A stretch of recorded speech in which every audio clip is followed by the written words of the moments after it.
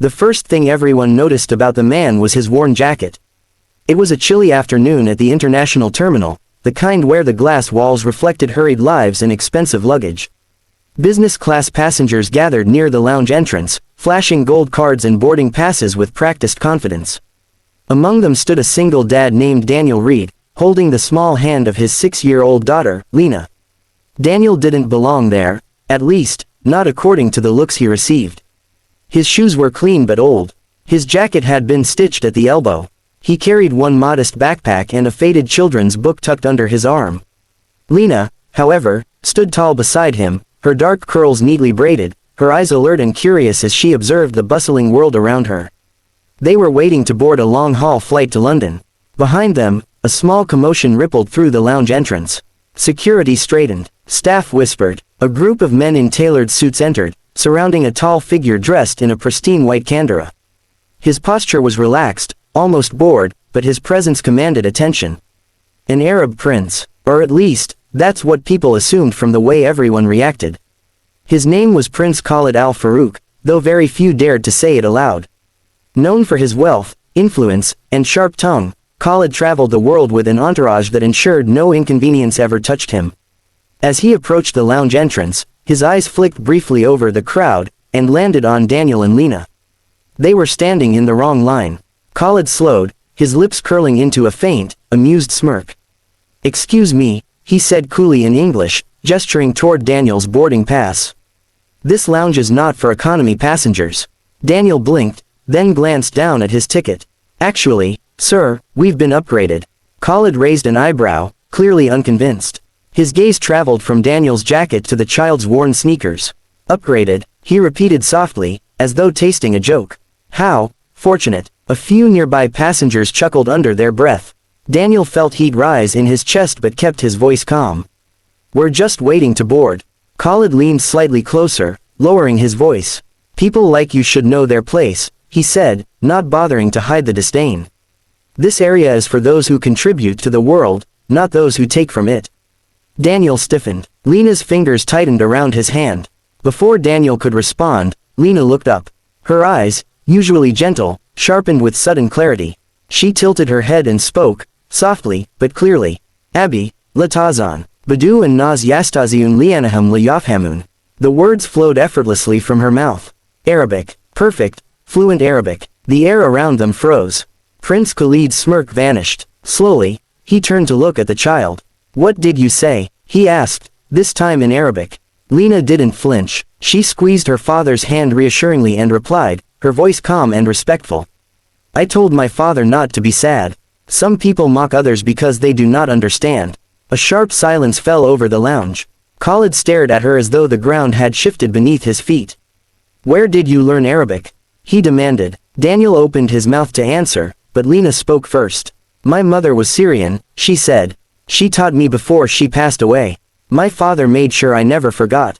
Something flickered in Khalid's eyes, something dangerously close to discomfort. "You understand everything I said?" he asked quietly. Lena nodded. "Yes, sir." Around them, people were now openly watching. Phones slipped back into pockets. Smiles faded. Khalid straightened, suddenly aware of how exposed he was. "I see," he said, stiffly. Then, almost defensively, "Arabic is a beautiful language. Rare to hear it spoken so well, by a child.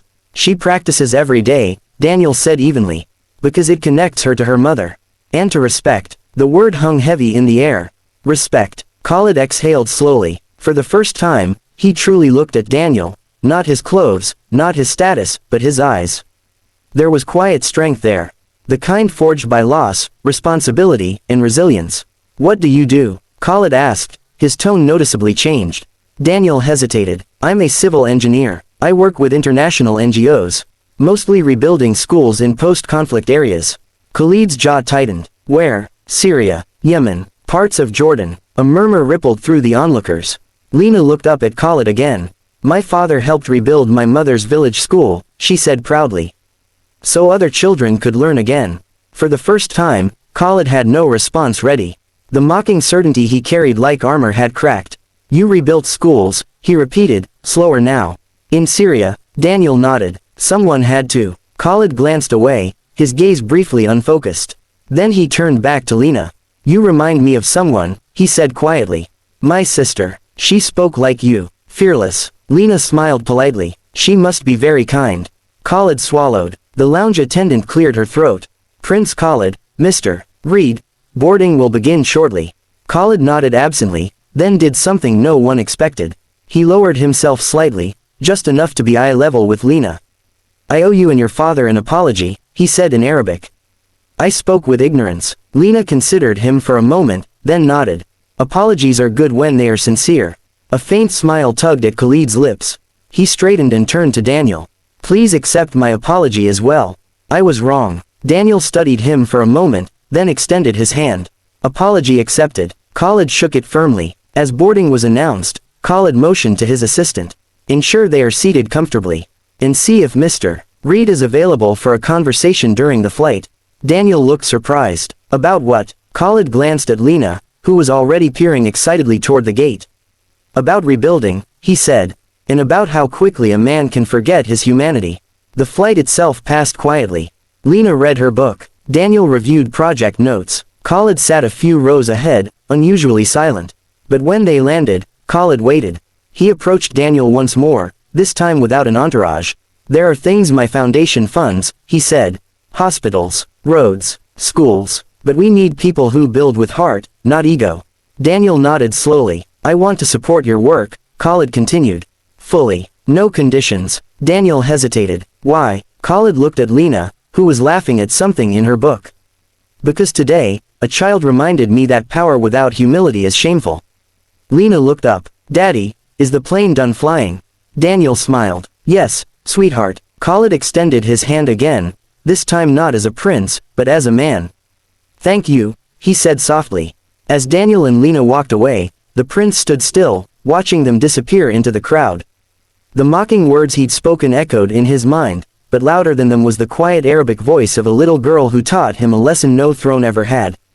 And he knew, without a doubt, that he would never forget it.